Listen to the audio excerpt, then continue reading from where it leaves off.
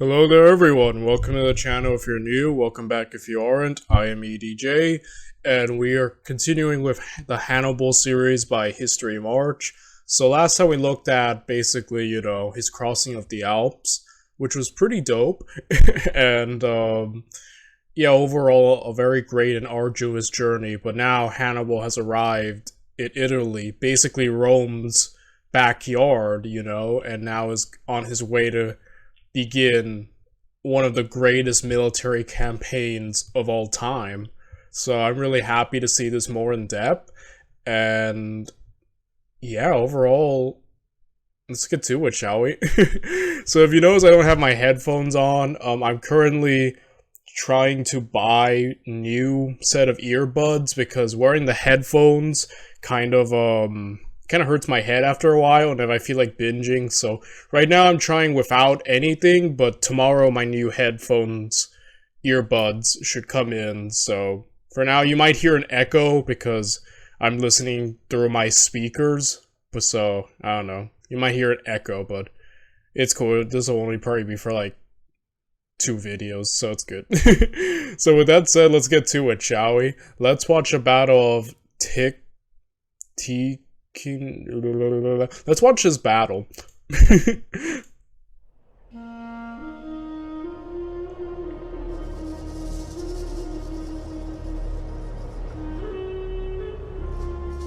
In late 218 BC, Hannibal marched his forces over the Alps. But before he can confront the Romans, he first tackles his 3 immediate priorities. He resupplies and rests his exhausted men, begins rebuilding his army by recruiting new contingents of Gallic troops from the Po Valley, as his current army is only barely equal in size to a single Roman consular army. Dang, and as soon insane. as his troops are rested, he quickly moves to secure the loyalty of Gallic tribes.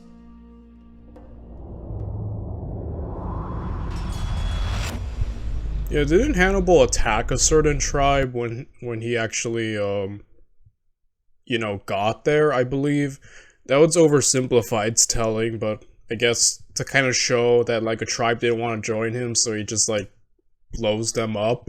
I guess to set an example that he too can be quite vicious as Rome. So I don't know.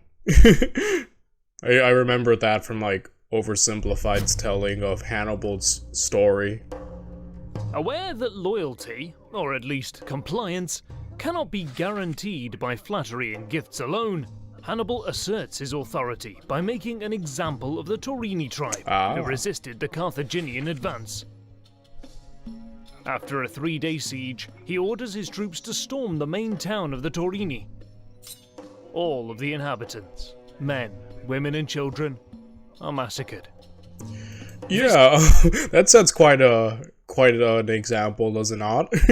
So yeah, obviously Hannibal had been kind of pretty friendly, like he said, but like flattery and all that, Hannibal needs to show he's no pushover, right? So what a brutal era, man. Just like, I feel like nations nowadays are sort of established, I mean, obviously we have people who have tried to go around conquering stuff, like Hitler and the Third Reich, who conquered a lot of Europe.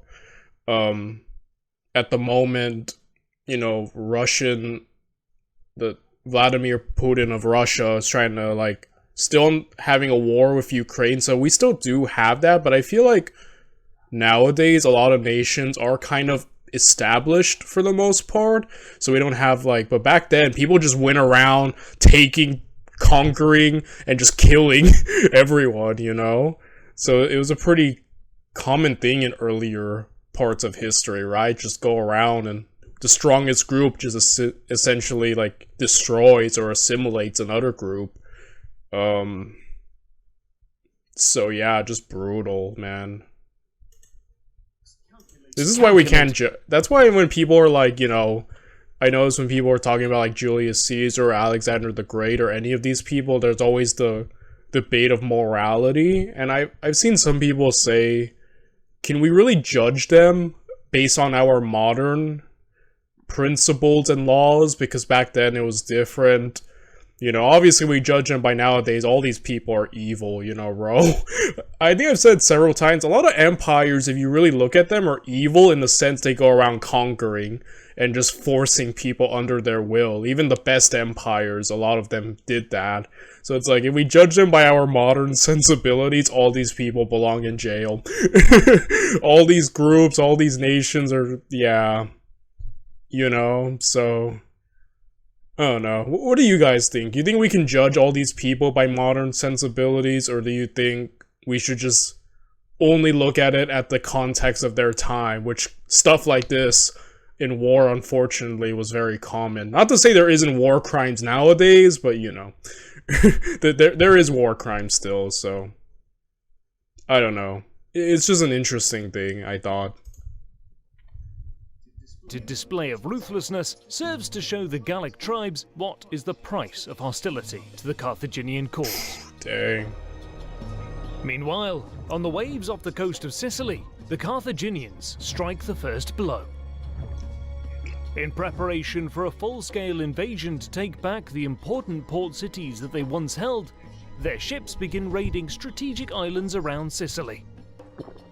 In the west, the operation is successful. But further east, while raiding the Vulcan Islands, a few Carthaginian ships are blown off course in a terrible storm. Not far from the Straits of Messina, they are eventually spotted and attacked by the Syracusan navy. The Roman ally captures 3 Carthaginian ships and their crews. Dang. Under torture, the seamen reveal details about the Carthaginian plan to attack Sicily. The Syracusan king informs his allies of this, and the Roman praetor in Sicily reacts promptly. It is interesting, because at this point, Rome's kind of the head honcho of the... I can't believe I just said head honcho. But point is, Rome's the head honcho of the Mediterranean, right? Like, they have the naval superiority. And, you know, like I said... Yeah, all they really need to do is get close because they've beaten Carthage at their own game. They have the better navy. And it is interesting seeing how Carthage is doing outside of Hannibal, because like I said, in this war people mainly just talk about Hannibal's exploits, and from what little I hear about how the rest of Carthage was doing in this war, I didn't hear good things. Like, obviously they were losing Hispania, and, you know, they couldn't resupply Hannibal because people were like, well, there are many reasons as to why Carthage couldn't really fully back up Hannibal. One, I think a lot of people talk about is, obviously Carthage kind of, was like an oligarchy and was a bit weary of one person gaining too much power, and, you know, in a way you could say screwed over Hannibal by not completely devoting everything to helping him, or at least they didn't put as much of an effort into helping him as they probably should have.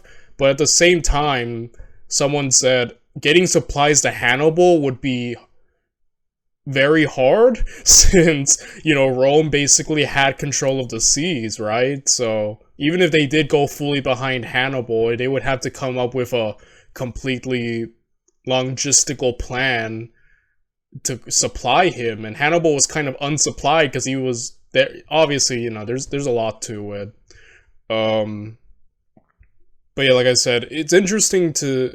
The rest of Carthage, from what I heard, didn't do well in this war. I said last video, Hannibal essentially carried Carthage on his back this war. This really feels more like Hannibal versus Rome instead of Carthage versus Rome, I said last video.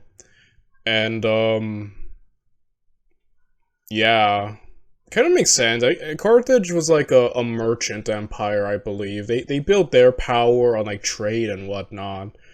You know, they were an economic power. Rome is a military power. You know, they're military societies, I call them, or a warlike society, as I used to call them in, like, you know, the Dovahadi reactions we were doing. Like, these guys were built for war. You get that. Which also kind of just makes it impressive that Carthage could produce someone as great as Hannibal, right? To go on and really kind of own Rome in their own game of war for many years, so... Yeah, Hannibal is definitely a rare breed, it seems, among the Carthaginians, you know? The Romans learned that the Carthaginians have a larger fleet in the area, but that their ships are not packed with many soldiers. The Roman praetor decides to exploit this by packing each of his ships with twice as many legionnaires, Oh my effectively goodness. enabling each Roman ship crew to fight off 2 Carthaginian ships. With lookout posts set As up, we saw in the original video, all they need to do is get close to the Carthaginian fleet. Assuming they still have their hooks, right? The hook bridge, or can just get close enough to board, is essentially over. So yeah. up along the shore, the Roman ambush is set. The Carthaginians close in unopposed, but as they approach their intended target, the Romans go on the offensive. They direct their ships towards one part of the Carthaginian fleet, rushing to board the enemy. In this 1v1 situation, the more numerous Roman crews overwhelm the Carthaginian ships and quickly pick them off one by one. Eventually, the Carthaginian naval attack is defeated, and their attempt to gain a foothold on the island of Sicily in 218 BC fails. By this time, Consul Tiberius Sempronius Longus arrives and launches a counter-offensive along the south coast of Sicily, and manages to capture Malta.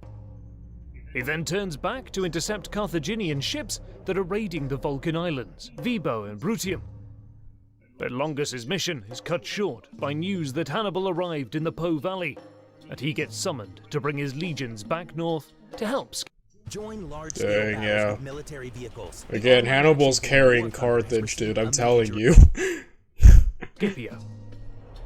But that is Wow. interesting. I'm glad to see he's talking about what the rest of Carthage was doing, because sometimes you get the impression, like, it's all Hannibal, and like I said, he did the heavy lifting for the most part, he was the main event, but it's cool to see the sides, and just, like, these side adventures, and just see, like, yeah, Carthage, yeah. Scipio is eager to meet Hannibal in battle.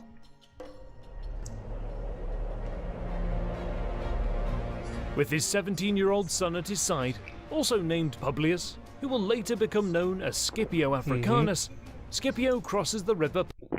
Scipio Africanus was there for a lot of the battles, right? Was he even there during Cannae, or... Either way, he was there for, like, the early rise of Hannibal, and he somehow survived all the way until, you know... How long was Hannibal, like, in Italy? For, like, a decade or, like, 15 to 20 years? He was there for a while in Italy. Like...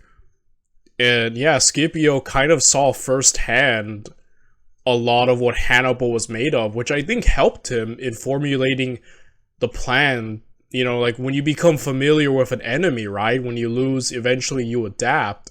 And I feel like that's what Scipio Africanus did. He saw a lot of Hannibal's early rises, was probably there for a lot of the defeats, and he learned, like, he adapted, and he eventually defeated Hannibal. So, yeah, again, another great example of Roman adaptability. You might beat them a lot, but eventually they're gonna learn. And that's kind of the problem. The longer you fight an enemy, the more they learn from you. Like, even Napoleon's enemies, right, were, like, adapting to him. Still, he was above all of them, like, by the end. But it's like, still, they're learning, and it's not as easy anymore. So, yeah, that's kind of the problem, right, of prolonged conflicts. Is just, eventually, like, you can only get, you know, by for so long until eventually your luck runs out. But Hannibal made it pretty far, I'll say that. It took a while before his luck ran out. So yeah. Po at Placentia, and promptly continues west along the northern bank of the Po. Under his command are mostly less experienced troops, but Scipio is confident of defeating Hannibal. After all, in Scipio's view, he challenged Hannibal on the Rhone, and the Carthaginian general ran away. Yeah, cowardly, right? Hannibal, on the other hand, is quite surprised to learn that Scipio made it back to the Po Valley so quickly. He thinks that Scipio returned with his entire army, but he has no way of knowing that in fact, Scipio's troops continued on to Iberia.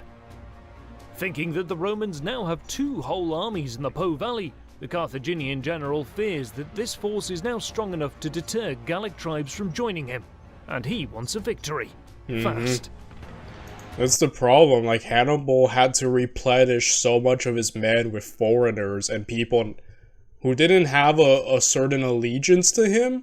So he kind of had to keep winning, right? For a long time to keep them together. He really had to manage this mixed, you know, multi-ethnical grouped army, this ragtag group, and keep them loyal to him. And the fact that he managed to accomplish that for so long is what amazes me about him. Like, still, you know. Hannibal knows that the Gallic tribes will not rally to his banner if he doesn't seem confident of defeating Rome.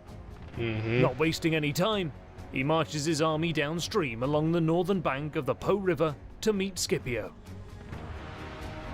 Still unaware of each other's exact whereabouts, the two generals send scouting parties well ahead of their respective armies as they march towards each other. Each army's scouts soon report the enemy's presence, and both Hannibal and Scipio proceed with caution. The Romans build a pontoon bridge over the Ticinus River and set up camp on the western bank. Meanwhile, some 15 kilometers west, the Carthaginian column also stops and encamps for the night on the flat plain.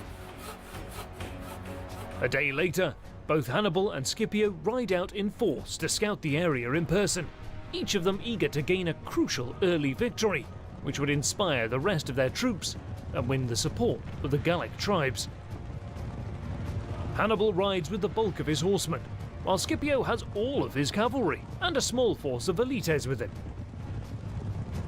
As the two contingents move through the flat plain, they soon spot each other because of the clouds of dust thrown up by the hooves of their horses.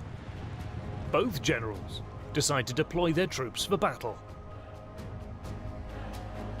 Alright, let's Hannibal rock rates this. his close order Spanish cavalry in the front and forms the Numidian light cavalry in two groups behind the first line. Scipio places his velites in the front, aiming to soften up Hannibal's cavalry with javelin throws.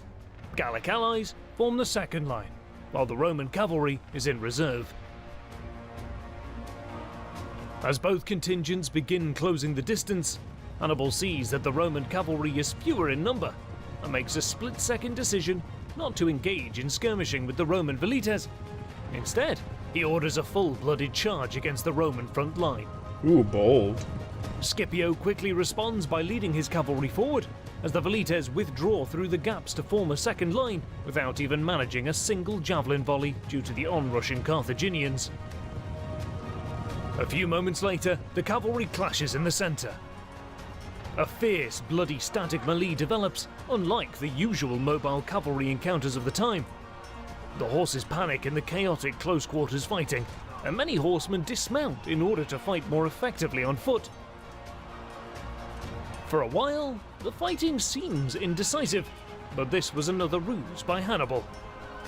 He waits until most of the Roman cavalry is fully committed, and then sends his Numidians on a flanking maneuver. The double envelopment, right?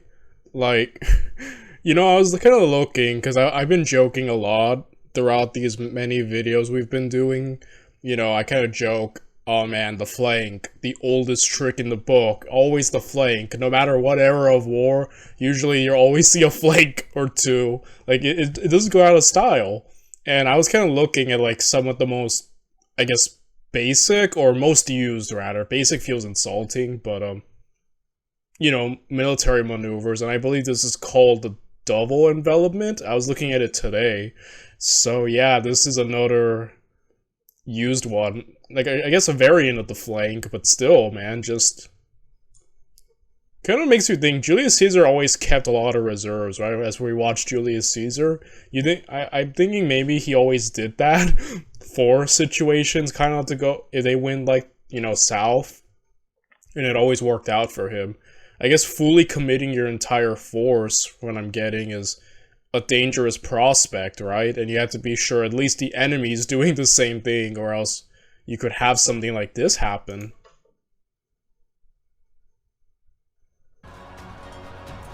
This catches the Romans totally by surprise. Velites on the flanks spot the envelopment, and some of them panic and flee. The fast Numidian cavalry quickly flows around the Roman flanks and tramples over the scattered light infantry. And then the noose begins to tighten around the Roman contingent. In the Perfectly melee, Scipio is executed. struck down from his horse. Carthaginian troops close in to finish off the wounded general, but at the final moment, he is rescued. One early account of his rescue holds that a Ligurian slave saved the Roman consul, but the more popular version claims that his 17-year-old son Publius charged to rescue his father with a small group of Roman cavalry that clustered around the consul. Yeah, that's the version I've heard that Scipio Africanus saved his dad. Retreating back towards the Roman camp. Wow. As word of Hannibal's victory spreads, Gallic tribes send emissaries to pledge their support. But despite their We never doubted. Yeah, only after he wins, right? Okay, he's competent. Let's go. Which is fair, you know. I know some would be like, oh, that's like a little shady, but come on, like, why would you want to back a sinking, you know, ship, right? You gotta be sure. Now it's like, all right, but then again, that shows the fickleness, right? That Hannibal has to deal with. Hey, this Hannibal guy is good. Yeah, for sure. Already just a great performance off the bat against a consul of Rome! And at least I think he's a consul, I don't know. Point is, still, great showing, Hannibal. Double envelopment, love it. Promises, the Gauls deliver little in the way of reinforcements and supplies during this early stage of the war. This forces Hannibal, whose army goes critically low on food in late 218 BC, to send a cavalry contingent to capture a Roman grain depot at Clastidium, guarded by a Roman garrison. You can push the pedal now.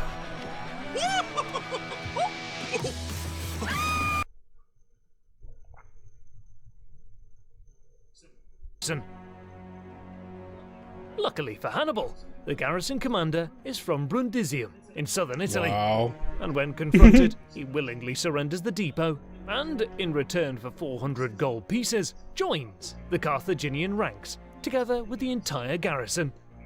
These troops become the first of the Italian allies to defect and join Hannibal. Meanwhile, the Roman army retreats to Placentia, where they plan to wait for Sempronius and his consular army.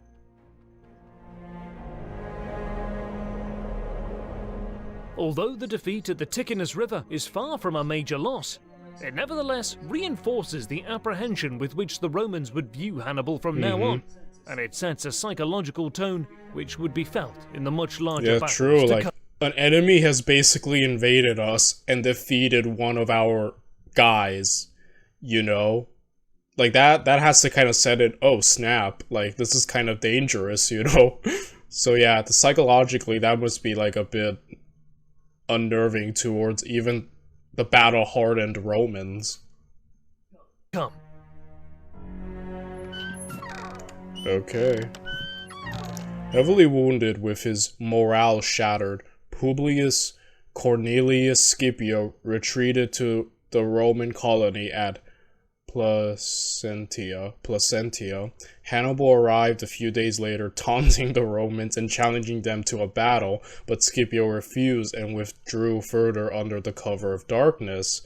Which is funny, because the Romans are so aggressive, right? You also see it in their early Rome.